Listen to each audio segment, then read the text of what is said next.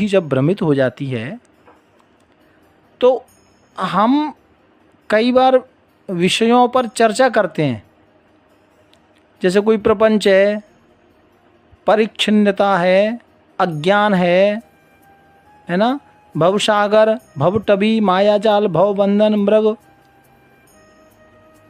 प्रकृति, भ्रम आदि आदि तरह के हम विचार और अपनी दृष्टि को डालते रहते हैं प्यारे भक्तों। लेकिन वेदांत ने स्पष्टीकरण करके हमको बहुत सहायता प्रदान की है। वेदांत को यदि हम समझेंगे तो वेदांत ने, उपनिषद ने बारीकी से वेद की वाक्य को समझाने का प्रयास किया है।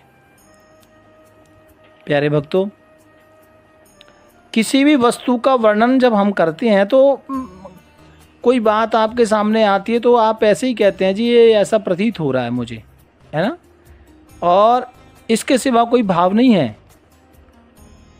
सृष्टि का कारण, प्रलय का स्वरूप,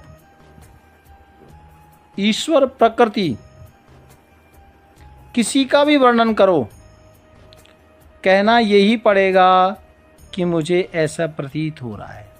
ये शब्द आपने सुना भी होगा। भवसागर क्या है प्यारे भक्तों? जिससे आप पार जाना चाहते हो, ये आज बात समझने वाली है। असल में अधिकतर लोग सुन सुना करके मानने लगते हैं कि भवसागर में डूब रहे हैं। वैसे तो वे अपने आप को खूब मौज मस्ती का अनुभव कराते हैं, लेकिन ये भवसागर क्या है? शंकराचार्य जी महाराज कहते हैं, कर्तृत्व भोक्तृत्व लक्षण संसारः। अपने आप को पाप पुण्य का कर्ता मानना और सुख दुख भोगना। प्यारे भक्तों, यही संसार है। ये पा लिया, यह भोग लिया, यह पाना है, यह मांगना है। बस इसी प्रकार की जो हमारी बुद्धि है, इसी बुद्धि का नाम संसार है। इसी का नाम संसार है जो हम लोग विचार करते रहते हैं ना।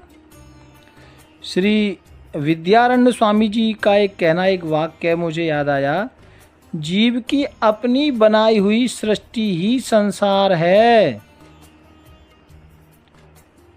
मैं, मेरा और पसारा ही संसार है। गोस्वामी तुलसीदास बाबा ने कहा ना, मैं और तोर तोर ते माया, जेहि बस कीनहु जीव निकाया। गोचर जहाँ लगे मन जाई, और सो सब माया जानहु भाई। गोस्वामी तुलसीदास बाबा ने लिखा है ना, ये तेरा और मेरा और मेरा और तेरा, ये जो है ना, यही तो माया है। रजत भास जिम सीम मह, जथा भानु कर बार। जदपि मृषा त्यों काल महू, भ्रम न सकई कोटि टार। प्यारे भक्तों, भवसागर से तरने का एकमात्र उपाय है, और वो क्या है?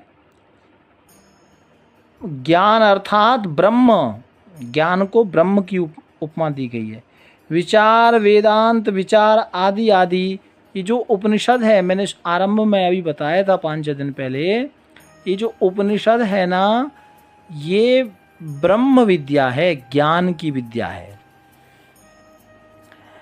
इस भौतिक संसार की यात्रा में अधिकतर व्यक्ति असक्तता, विवशता और विपन्नता और दुख जीवन बिताने का अभिलप्स है।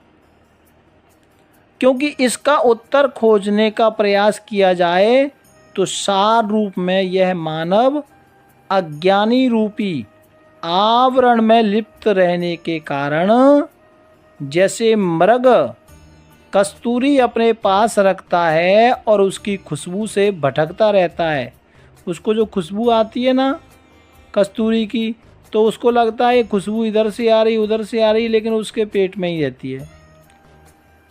प्यारे भक्तों, मृग की भांति उसी आंतरिक दिव्य शक्ति चेतना तत्व परमात्मा का बोध नहीं कर पाता।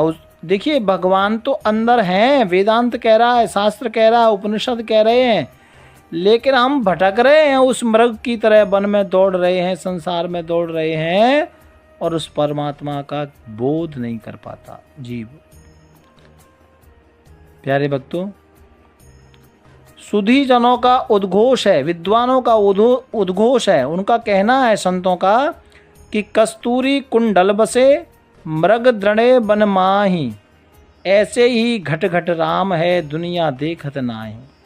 जैसे मृग के पास कस्तूरी शरीर में बसती है, ऐसे ही राम हमारे पास रहते हैं, राम हमारे अंदर बसते हैं, लेकिन उसको दुनिया देख नहीं पा रही है। प्यारे भक्तों, जैसे कस्तूरी केसर की गांठ होती है ना, जिसमें हवा के स्पर्श से उसको गंध मृग को मदमस्त करती है, लेकिन मृग को इस वास्तविकता का ज्ञान न होने के कारण वह उसकी तलाश में जंगल में भटकता रहता है, परेशान होता है, और उसकी खोज पूरी नहीं हो पाती है, क्योंकि वो जान नहीं पाता कि ये अंदर मेरे अंदर ही है। इसी तरह अज्ञानता के कारण ही यह मनुष्य अपने अंतर्यामा या परम सत्ता या आत्मज्ञान से वंचित रहकर संसार में भवाटवी में गोते लगाता रहता है। इस भवसागर में गोते लगा रहा है। संसार में अनेक प्रकार के दान देने का वर्णन है। शास्त्रों में आता है कि इनकी अलग अलग महात्म्य भी बताए गए हैं, लेकिन समस्त दान में ज्ञान दान की महत्ता सर्वोपरि है।